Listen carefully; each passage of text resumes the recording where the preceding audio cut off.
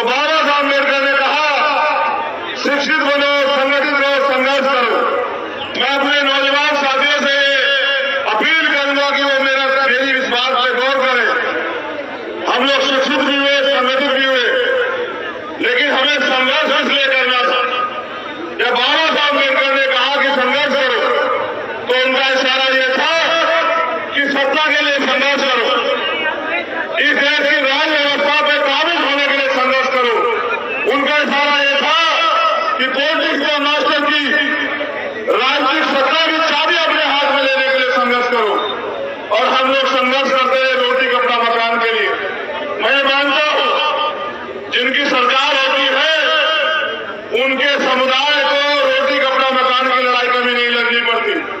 बाबा साहब अम्बेडकर स्पष्ट इशारा करके गए कि राजनीति में भागीदारी न करने का सबसे बड़ा नुकसान ये है कि अयोग्य लोग अपने ऊपर शासन करते हैं।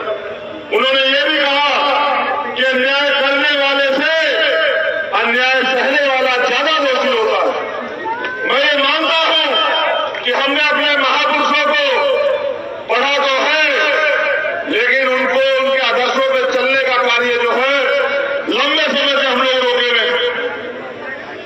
अब हम पिछले कुछ साल से अपने महापुरुषों को पूज रहे हैं।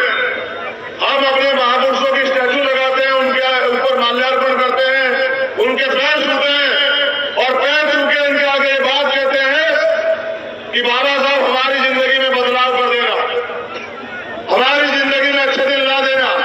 मगर मैं समझता हूं कि बाबा साहब अम्बेडकर, बुद्ध के बाद बाबा साहब अम्बेडकर वो शख्सियत है जो कह के गए कि मुझे पूजने की नहीं पर मुझे पढ़ने की जरूरत है। उन्होंने इशारा किया कि मैं मूर्तियों में नहीं, मैं किताबों में हूं। आपको किताबों को पढ़ना चाहिए और इस देश की राज सत्ता कैसे लेना है, कैसे हासिल करना है, इसको सोचना चाहिए। लेकिन पिछले कुछ समय से हम लोग कमजोर हुए, और जब हम लोग कमजोर हुए तो हमारी सबसे बड़ी जिम्मेदारी ये बैठती है कि अपनी कमजोरी को दूर करें। पिछले कुछ समय से हम लोग राजनीतिक व्यवस्था में भी कमजोर हुए, तो हमारी जिम्मेदारी सबसे पहले बैठती है कि उन कमजोरियों को ध्यान रखते हुए उन पर काम करते हम लोग ताकतवर बने। आज आप इतनी बड़ी संख्या में उपस्थित हैं, लेकिन उपस्थित होने से काम नहीं चलेगा। एक दिन अगर आप रैली या सभा करोगे तो आपके हाथ में सत्ता नहीं आई। जब आप 365 दिन सत्ता के लिए काम करोगे, मेहनत करोगे, तन मन धन से चोरी नहीं करेगा। मैं कुछ घटनाओं की तरफ आपका ध्यान आकर्षित करूंगा। अब जाके आपने मुझे सुनने का मन बनाया। मैं जब देख रहा हूं तो मेरे चारों तरफ, चाहे आगे हो या पीछे, दाएं हो या बाएं, दीवार पे हो या कुर्सियों पे या मकानों पे, चारों तरफ लोग बैठे हुए हैं। जितने जिम्मेदार लोग मंच पे हैं, उतने ही जिम्मेदार लोग सामने भी बैठे हैं। बैठ जाओ, चलो बैठो, सुनो तुम लोग भी। होगी नेताजी, चलो कम करो। जो लोग मंच पे हैं वो बहुत जिम्मेदार है, लेकिन उनसे ज्यादा जिम्मेदार वो है जो पिछले 5-6 घंटे से अपनी कुर्सी नहीं छोड़ी, जिन्होंने अपनी कुर्सी को कब्जा कर रखा। मैं इनको भी यही बता रहा हूं कि लड़ाई कुर्सी की है। जिसके पास कुर्सी होगी उसका हाथ ऐसे होगा, और जिसके पास कुर्सी नहीं होगी उसका हाथ ऐसे होगा।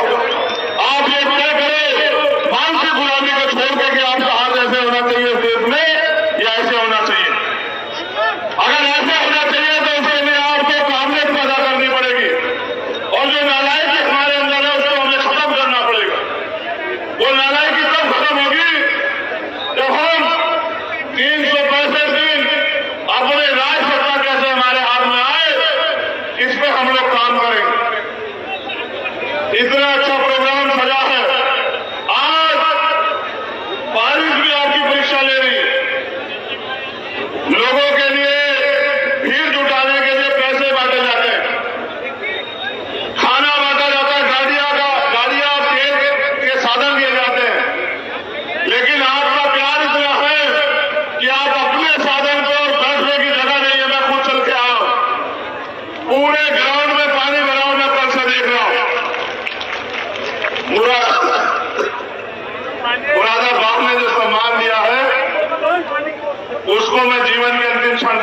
बनेगी। आपने अपनी जिम्मेदारी अदा की, अब जिम्मेदारी हम लोगों की। कुछ नौजवान साथी जो ज्यादा उत्सुक हैं, उनकी उत्सुकता की वजह से जो माए बहने या बेटी वो जिसे कहा कि भाई आप मुझे बुलवा दो, क्योंकि मुझे कैसे लोग बैठेंगे। अभी तो ये किसी और की नहीं मानते हैं, अभी तो ये सिर्फ मेरी मानते हैं।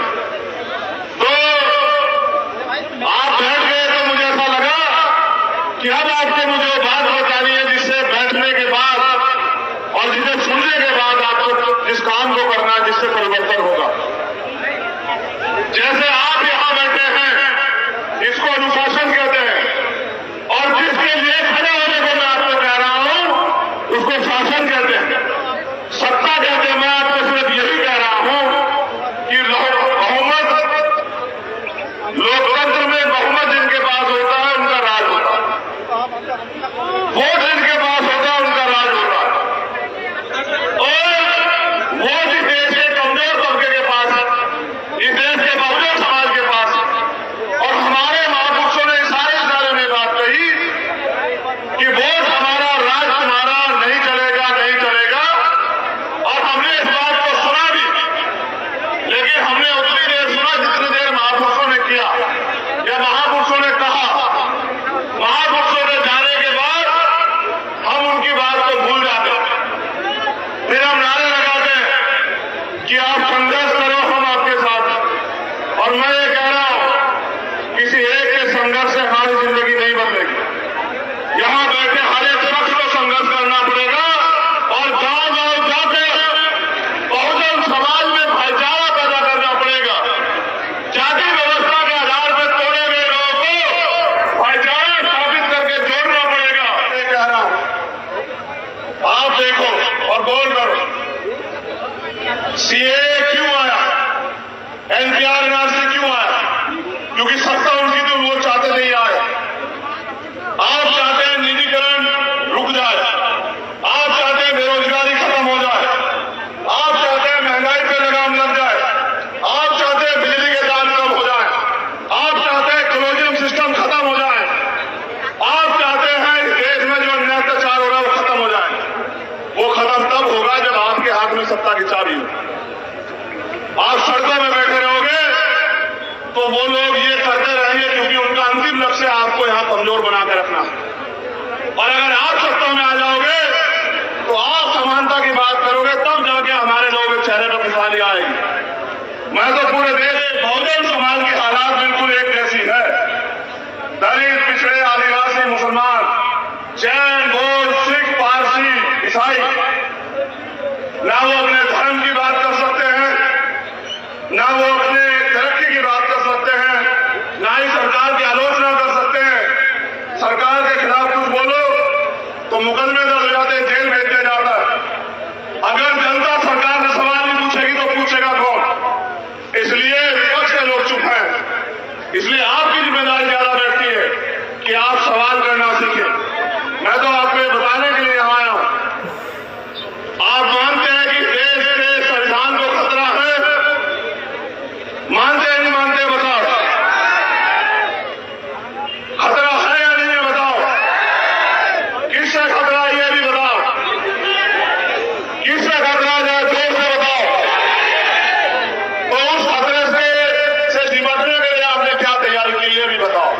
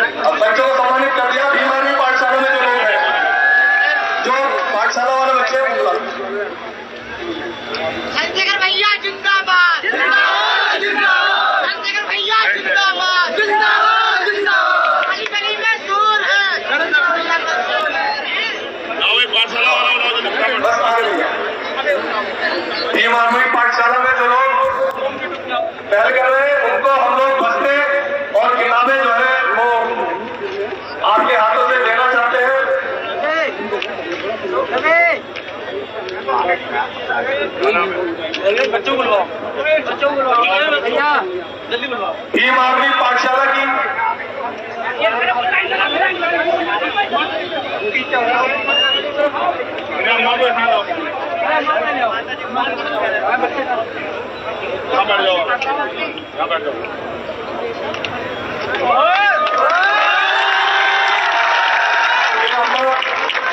माता जी बहुत समय से ही चाह रही थी कि उनकी मुलाकात किसी सुरक्षित चंद्रशेखर भाई से करा दी जाए।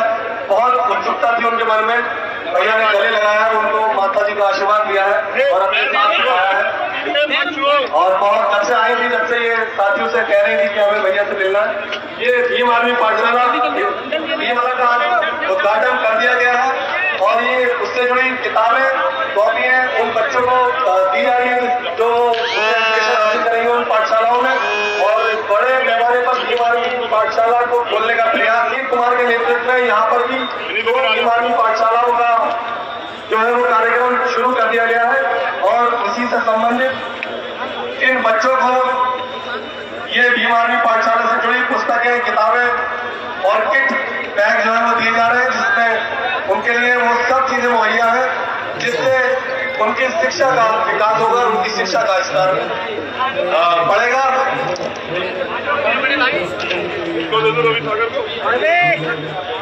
ये सम्मान समारोह